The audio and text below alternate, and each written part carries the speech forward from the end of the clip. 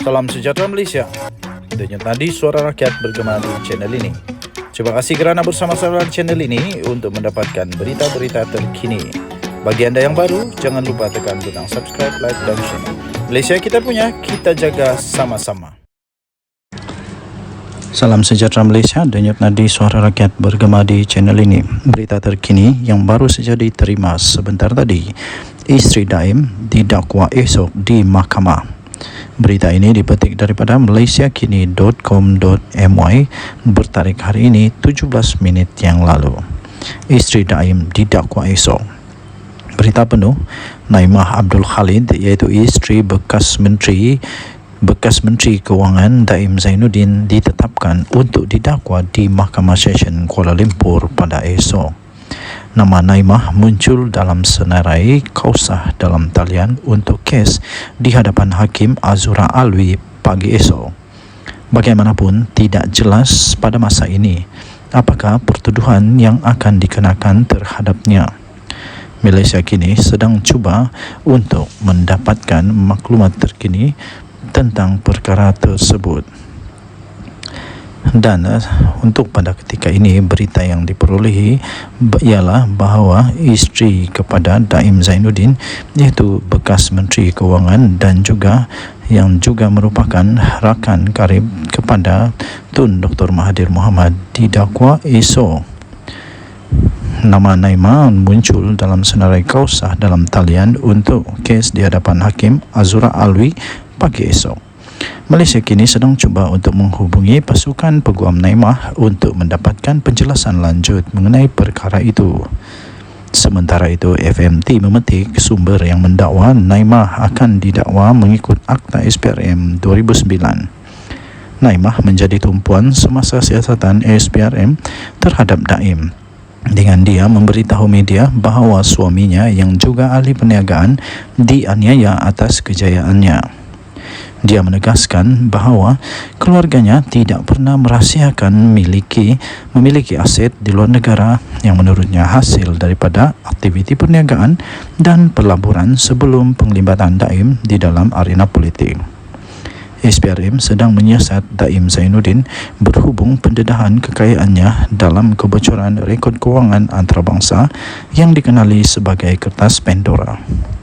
Kebocoran itu mendapati dalam rekod itu sahaja anak, isteri atau rakan perniagaan Daim yang dikenali bersama-sama memegang aset bernilai sekurang-kurangnya 25 juta pound sterling iaitu kira-kira 141 juta ringgit Malaysia. Denyut nadi suara rakyat bergema di channel ini. Jangan lupa untuk tekan butang subscribe, like dan share. Teruskan bersama dengan channel ini untuk mendapatkan perkembangan terkini untuk kes ini. Malaysia kita punya, cintai Malaysiaku, kita jaga kita. Kita jumpa lagi. Selamat malam Malaysia. Bye. Salam sejahtera Malaysia, denyut nadi suara rakyat bergema di channel ini. Berita terkini yang baru saja kita terima yang pasti membuatkan ramai orang terkejut. Sanusi dipecat. Sanusi dipecat dengan ditukar oleh orang baru. Siapa dia? Dikatakan beliau adalah Hayati. Jadi ada satu berita persoalan besar yang terjadi sekarang ini. Sanusi kena tukar dengan Hayati 22 Januari daripada Harapan Daily. Ini satu pendedahan terbaru yang anda mesti tonton, mesti ketahui. Datuk Seri Muhammad Sanusi Madnor dikatakan bakal digugurkan sebagai Menteri Besar Negeri Kedah. Ura-ura tersebut yang kononnya mendakwa dan selalunya kabar angin ini berlaku di negara Malaysia ini akhirnya menjadi berita yang benar, yang betul-betul terjadi ya. Ura-ura itu menyebut bahawa Adun Tokai iaitu Datuk Dr. Muhammad Hayati Osman bakal menggantikan pemimpin yang suka berkaraoke dengan perempuan ajnabi itu. Kabar ketika langkah Dubai masih lagi dicanang-canang sehingga sekarang ini didedahkan oleh seorang yang cukup berpengalaman di dalam politik negara Malaysia, yang cukup berpengalaman, berpengetahuan dan selalu mendapat kabar lebih awal daripada orang yang lain. Beliau adalah Setiausaha Koordinasi Penerangan PKR Iswardi Murni yang menerusi platform X-nya. Beliau menulis angin bertiup kencang, yang Sanusi bakal diganti oleh Muhammad Hayati Osman sebagai MB Kedah. Ayat pas Kedah bawa Sanusi itu umpama memikul biawak hidup.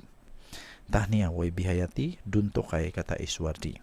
Pada pendapat saya secara pribadi, ini bagus, ini sangat bagus untuk dilaksanakan oleh PAS. Tukarlah Sanusi itu, kerana sekarang ini Sanusi sudah terlibat dengan banyak kontroversi, banyak sekali risiko yang perlu ditanggung oleh Sanusi yang boleh menyebabkan dia kehilangan kelayakan sebagai Menteri Besar. Antaranya yang pada pendapat saya sukar untuk dia menangi di mahkamah ialah isu berkenaan dengan menghina atau mempersoalkan Sultan Selangor, di mana Dewan Diraja Selangor sendiri telah membuat laporan polis. Jadi untuk dia menang, dia kena kalahkan Dewan Diraja Selangor punya laporan polis itu. Jadi agak sukar untuk dia menang. Kedua, yang masih lagi dalam siasatan sekarang, malah sudah didakwa pun di mahkamah ataupun sudah pun diambil tindakan oleh Tan Sri Vincent Tan dengan saman 100 juta ringgit. Nah, kalau dia kalah, mana nak cari 100 juta tu? Mana nak cari? Jadi mau tidak mau, kalau pendapat saya lebih baik tukarkanlah dia sekarang. Pecatlah dia sekarang, tukar dengan yang baru. Itu lebih baik. Hayati yang sekarang ini berusia 67 tahun, merupakan bekas ahli Parlimen Pendang di antara 2004 sehingga 2013. Jadi pengalaman yang ada pada Dr. Hayati ini adalah lebih besar, lebih luas daripada Sanusi. Sanusi tidak pernah memegang jawatan sebagai ahli parlimen, jadi dia tidak tahu apa yang terjadi di parlimen. Dia hanya Menteri Besar Kedah, Menteri Besar saja, tidak pernah ke parlimen.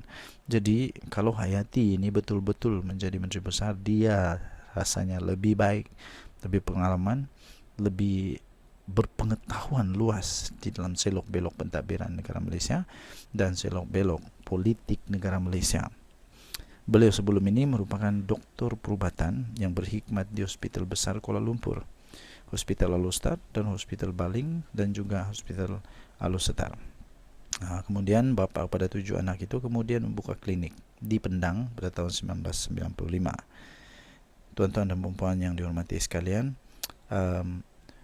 pengerusi PN Kedah itu boleh dianggaplah sebagai seorang Menteri Besar yang paling kontroversi dalam blok pembangkang. Paling kontroversi, banyak kontroversi yang hinggap pada dirinya.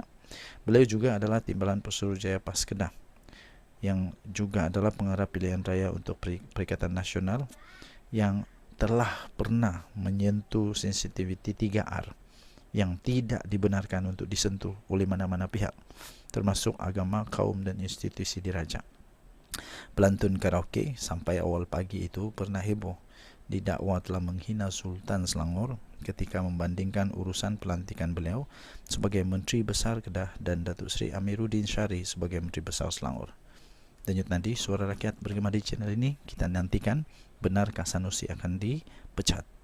Kita jumpa lagi, bye-bye.